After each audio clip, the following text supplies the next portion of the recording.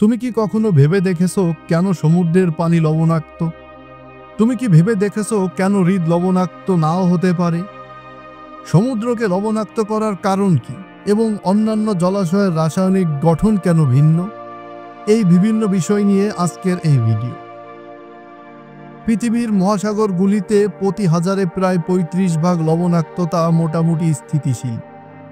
প্রধান লবণের মধ্যে রয়েছে দ্রবীভূত sodium chloride, magnesium sulphate, potassium nitrate এবং সোডিয়াম বাইকার্বনেট। পানিতে এগুলি হলো সোডিয়াম, ম্যাগনেসিয়াম ও পটাশিয়াম ক্যাটেশন, সালফেট, নাইট্রেট এবং কার্বনেট অ্যানায়ন। সমুদ্র লবণাক্ত হওয়ার কারণ হলো এটি অনেক পুরনো। আগ্নেয়গিরির গ্যাসগুলি জলে দ্রবীভূত হয়ে এটিকে অম্লীয় করে তোলে।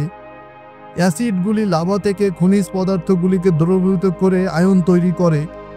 অতি সম্প্রতি ক্ষয়প্রাপ্ত শিলা থেকে আয়রনগুলি সমুদ্রে প্রবেশ করে যখন নদীগুলো সমুদ্রে প্রবাহিত হয়। মহাসাগর অনেক দীর্ঘ সময় ধরে বিদ্যমান, তাই আগ্নেয়গিরির ক্রমবর্ধমান কার্যকলাপের ফলে গ্যাস ও লাভা নির্গত হওয়ার সময় কিছু লবণ পানিতে যোগ করা হয়েছিল। বায়ুমণ্ডল থেকে পানিতে দ্রবীভূত কার্বন ডাইঅক্সাইড দুর্বল কার্বক্সিল অ্যাসিড তৈরি করে, যা খনিজ পদার্থগুলিকে দ্রবীভূত করে।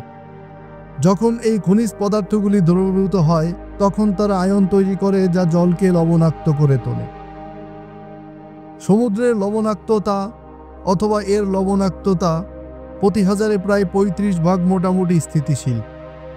লবণের পরিমাণ কত তা বোঝার জন্য অনুমান করা হয় যে আপনি যদি সমুদ্রে থেকে সমস্ত লবণ বের করে ভূমিতে ছড়িয়ে দেন, তাহলে লবণ ৫০০ ফুট এরও বেশি গভীর একটি স্তর তৈরি করবে।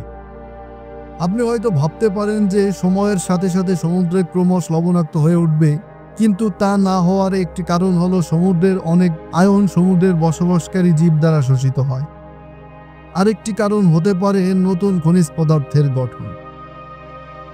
সবকিছু মিলিয়ে বলতে হয় বিভিন্ন কারণে সমুদ্রের পানির এত লবণাক্ত।